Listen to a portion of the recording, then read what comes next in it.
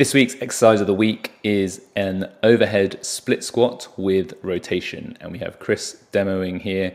So I'll show you a rep or two so you can get a feel for the movement, then we'll talk about why you might use it.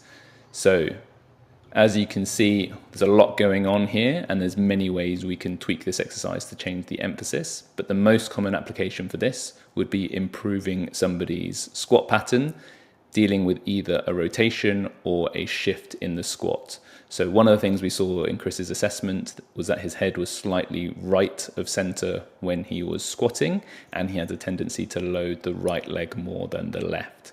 So we're teaching him to get on top of that left leg. One of the cues we have is get the head over the left foot so that he's forced to stack on top of this left leg and learn to push through it. We are turning from the top down with the barbell, overhead position to replicate the snatch and the overhead squat, but we're also creating a top-down rotation, which creates more internal rotation in his left hip, loading that left glute and demanding more of this left leg than would normally be asked of it in a regular snatch or overhead squat. Key things to focus on are, one, that alignment, so see how he nicely gets his head over that foot.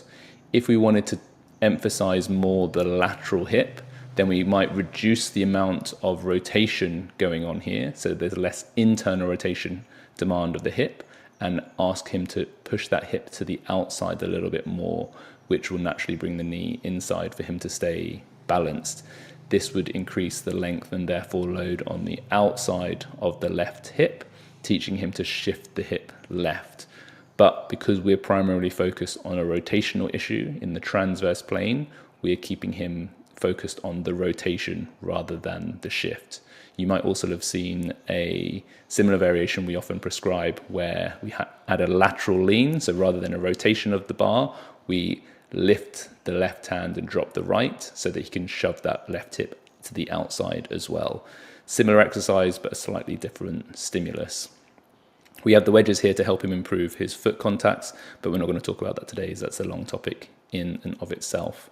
But the key things, like I say, to focus on are teaching the person to shift their head over the foot so that we emphasize the loading of this leg rather than the back leg. If somebody has a really strong imbalance, they will stay over the back leg even in this setup. So by sending the head over, we're giving the person the best chance of strengthening this leg, and then the rotation to try and create hip internal rotation in the left side. So we want to see that right hip come forwards as we go in. So right hip back, and then the right hip comes forwards as we descend. You'll know you're doing it right if you get a big stretch in that left glute and hip complex, and just focus on driving out of that bottom position with the left foot, not putting too much weight into the right one. But please give it a go, guys. Let me know how you get on. And as always, don't forget to check out all the other exercises of the week on School and the big movement mechanics library on our YouTube channel. Any movements you'd like to see covered or issues, please get in touch and we'll add it to our list.